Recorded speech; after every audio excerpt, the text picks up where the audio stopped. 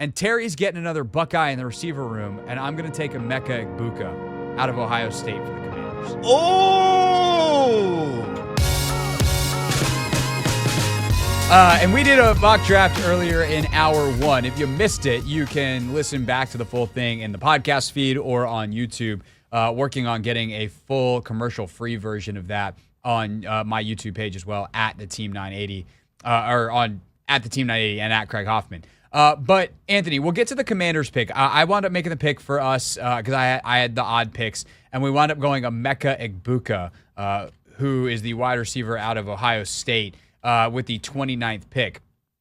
But what surprised you leading up to that? Like, what did you learn by doing this exercise? Because I think that's something that I always enjoyed, especially last year when we were doing this, when Logan and I were doing this for Take Command, and when we've done it this year, is how much variance you get, and kind of when you really dive in, you see these kind of pivot points in the draft, and there's definitely a couple, I feel like, in this one.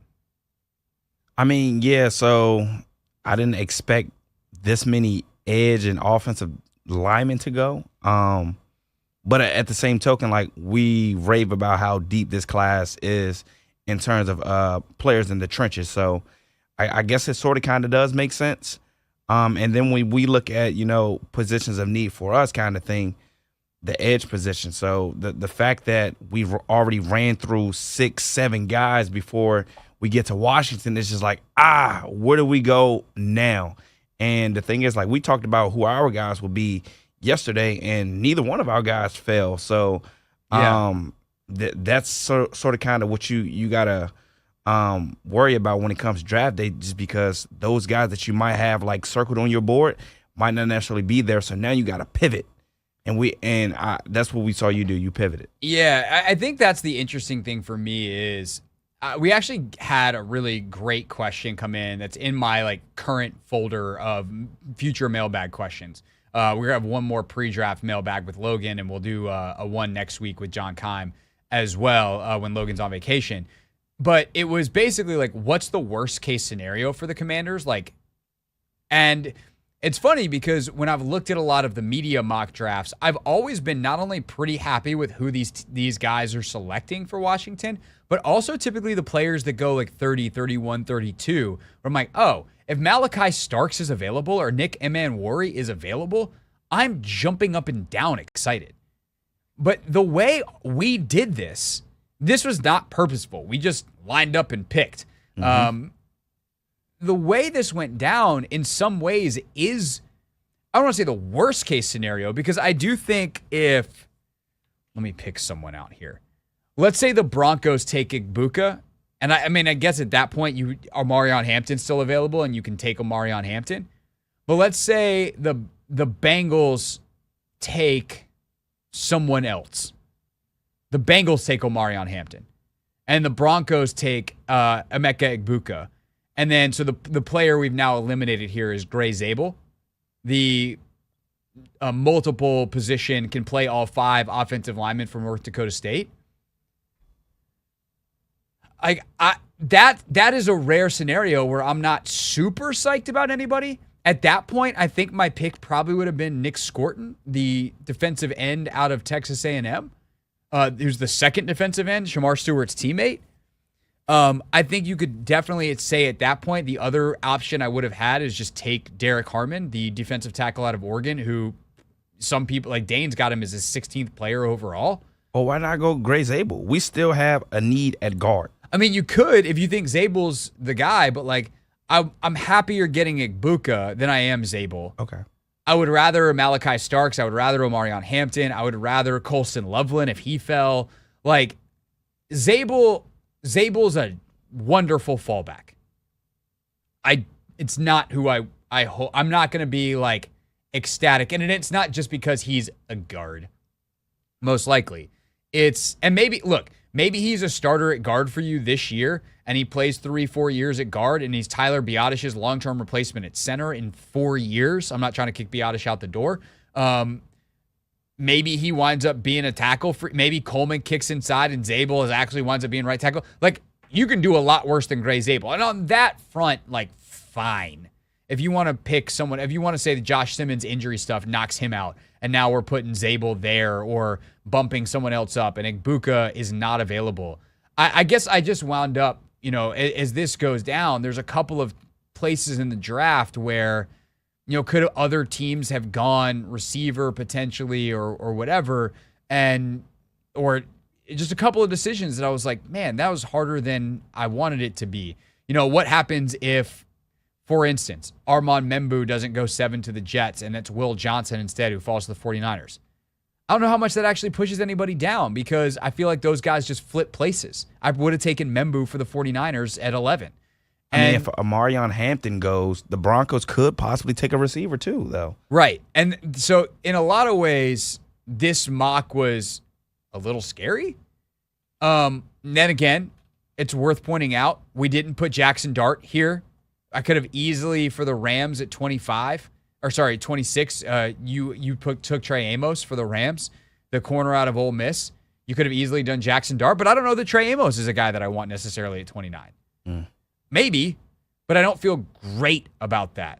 So this in some ways is almost a worst case scenario. That's, again, if they don't like James Pierce. If they like Pierce, which I don't think they will, then great. If they don't love Nick Scorton or one of these other edge guys or, maybe one of the receivers, maybe Luther Burden is a guy that I'm sure someone's screaming about somewhere, but I think character-wise there's some real red flags with him. But if he checks out with them and they're like, no, actually all this stuff is just a competitor who doesn't know how to control it and we think we can get better out of him, or maybe there was something going on in his personal life that had him unsettled, and that's done and better now, and we think he'll mature just fine, and he's going to be a weapon for us, and maybe they like Luther Burden. I wouldn't do that player-wise anyway because he's a Debo, he's a worse version of Debo Samuel. But maybe there's someone they like.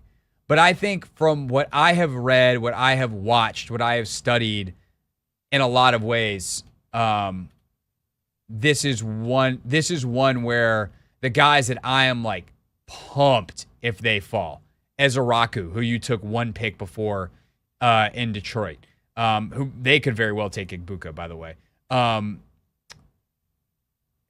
line, if it's not Ezeraku, if it's not Michael Williams, if it's not Omarion Hampton, who's seen as as a premier back, if it's not Colson Loveland, if it's not Nick Manwari or Malachi Starks, especially Starks, like Shamar Stewart, like this is one where finally all the pieces, Mike Green, depending on what's going on with his character stuff. Finally, this is a mock draft that I've seen where one of those guys doesn't fall. And the fact that you still wind up with Egbuka and most of the corners available, I think still speaks to why being in this range in this draft is not a bad thing. And also, I think it's worth pointing out, maybe if Jackson Dart's still available, maybe someone's ring calling up for Jackson Dart out of the end of the second round. Maybe the Saints are coming up for him from 40, and you can trade back, and now all of a sudden the Savon Ravels and all those types of guys that we didn't get to are options for you at I think it's 40 where the Saints pick. Yeah. One person that I was surprised dropped and fell as far as he did was Jahdae Barron. If he falls, I don't think he'll fall past the Rams. I think the Rams will be very interested in him. But if he was to fall, how excited would you be about Barron? He's interesting. If I'm remembering, I've got my prospect straight. He's drawing like parallels to Brian Branch. To be honest, I was thinking I think let's talk about him more next. We're up against the clock here. We're already probably behind the clock because that's just how we've been rolling today. These Masters updates are great, make sure you know everything, but they do take a little bit of time. So we'll talk about Jahdae Barron and why I have the hesitation, even though I like him a lot as a player. Next here on the Team 90. We were just talking about Jahdae Barron, the defensive back out of Texas, who fell a bit in our draft. He wound up all the way down with the Packers at 23. This is a guy that played mostly outside in 2024, but played 30% of his snaps at other positions, so inside of the nickel, some safety, played some dime linebacker, played some nickel inside corner, kind of box player, however you want to classify that. My thing with him, Anthony, there's kind of two, I want to call them red flags, with two things that make me think I would, if he somehow fell all the way to 29, which we didn't get to in this draft. And this is a guy that I think we both agree could go as high as 7. Yeah. With the Jets. Like, this could be a piece that Aaron Glenn loves in the same way that he used like Brian Branch. He's a little undersized. Like, Branch is a big dude. Like, that was, he was almost like, I don't say too big, but like, he was a big friggin' dude that we knew could play a ton in the box and didn't have the speed. Barron is a 4.39 guy. Now, Dane Brugler in his report in The Beast, in The Athletic, says, hey, his stopwatch speed doesn't always show. But the other thing is while he is a competitive tackler, he sometimes has misses against better opponents. That kind of thing would make me go, I don't know if that's what they want. Yeah. Do they feel like they can? We had this conversation with Shamar Stewart. Tackling numbers aren't great. Can better coaching clean that up? But if you're specifically Washington, I don't know how much they're going to be looking at nickels, because unless they think Mike Sainristil is 100% a long-term outside corner, I probably would rather kick Mikey back inside. And I just don't know if you have Zadeh Barron and Mike Sainristil. Like, trust me, you can do a lot worse than two really smart, really fast, really athletic, ball-hawking football players. Barron led the SEC in interceptions last year. But do I want another undersized? He's 5 foot 10 and a half, 195 pounds, 198 at his pro day. How many sub 200-pound corners do you want? Yeah. That would be my thing for Washington. Although I think if he's somehow available at 29, he's probably going to be the best player on the board. You just say, I don't know, but we'll figure it out. Yeah, I was about to say, if he gets to 29, he's probably just the best available at that point. But nah, it was intriguing. Only thing that I was just surprised that he fell as far as he just, because he has the capabilities of possibly being the best defensive, back anyway in the draft kind of thing. Who to you on our selections here was the most surprised? The guy that like went farthest from what you'll think he'll go on draft night? I mean, to be honest, outside of him, the most surprising to me was Emeka Egbuka. I'm not gonna lie, Craig. You were surprised what I did with the Commanders at 29. I was very surprised That he was there? No, or that I took him there? That you took him there. What, I want to say, I don't know how much you've studied him, but what don't you like about Emeka Egbuka? I mean, short-handed receiver for sure. I just think he plays more in the slot. We have Deebo Samuel, who will probably also line up in the slot. Like, I don't know. We have 2 slot receivers now. See, I don't know that he's a slot guy. Like, I mean, he definitely can be. He lined up a lot in the slot. I know what I'm saying. He did line up there. I don't know that. Here's what I'd say. I don't know he has to be a slot guy. Oh, okay. All right, that's like, fair. He's not flashy at all, but he did run a 4.48. Yeah. In his pro day. He had a 1.50 10-yard split. Neither of those numbers are like the best, but those are pretty good. His vertical's 38. That's not the best. That's pretty good. And so you're talking about a very solid athlete. And he has really good ball tracking skills. He's just sure-handed. He knows how to get open. And I think opposite a guy like Terry, and to complement a guy like Deebo, he's a great fit. Because the other thing I think with Egbuka is he can play inside. Like, Deebo's going to be a line where they need him to be based off of what they're doing with him. Sometimes that's outside, sometimes that's inside. Having a player like Egbuka who can do the same thing and could line up at any spot because he's a good route runner who just seems to have an innate understanding of offense, I think is a great fit because you can switch your personnel without switching your people.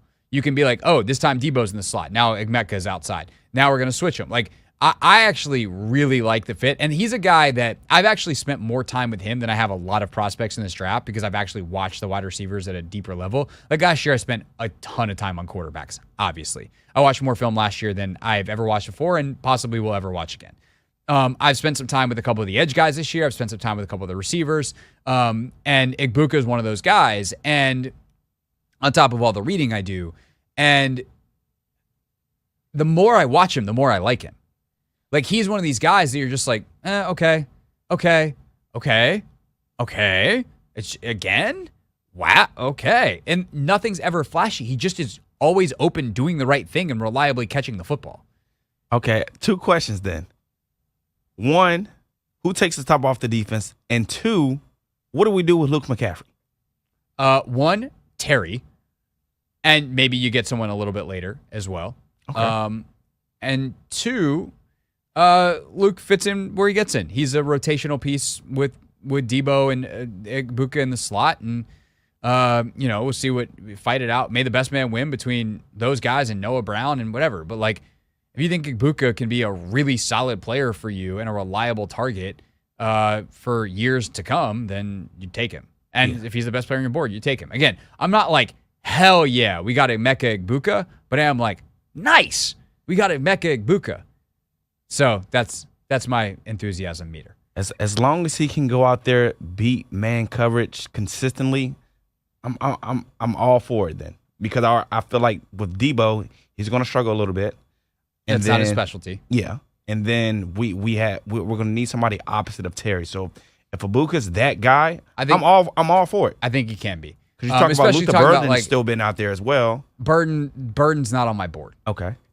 Where this guy's like team captain.